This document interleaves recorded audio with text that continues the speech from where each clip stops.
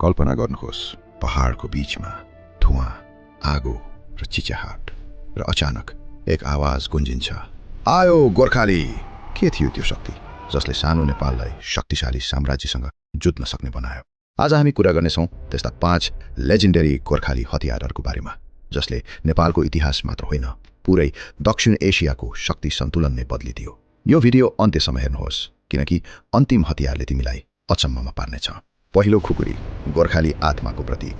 यो केवल हतियार होइन, यो गोर्खालीको पहिचान हो। खुकुरी सानो देखिन्छ, तर यसको एक चोटले इतिहास लेखिएको छ।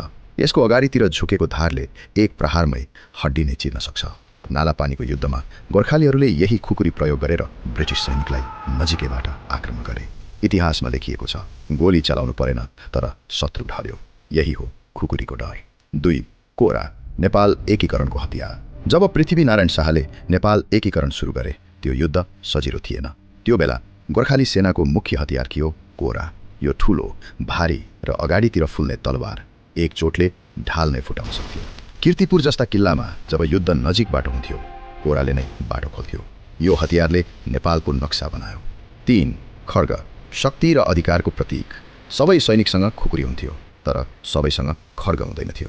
यो हतियार थियो राजा र सेनापतिहरूको। खड्ग केवल युद्धका लागि होइन, यो अधिकार, धर्म र शक्ति थियो। काजी कालु पाण्डे, यिनले यही तलवार बोकेर कीर्तिपुरमा युद्ध लडे, तर त्यही युद्धमा उनको मृत्यु भयो। खड्गले जित मात्र होइन, बलिदान पनि देखाएको छ। 4 धनुष बाण, गोर्खालीहरूको गुप्त शक्ति। तिमीलाई लाग्न सक्छ धनुष बाण पुरानो हतियार हो, तर गोर्खालीका लागि यो डेडली थियो। सिन्धुली युद्धमा गोर्खालीहरूले पहाड माथिबाट बाण वर्षाए।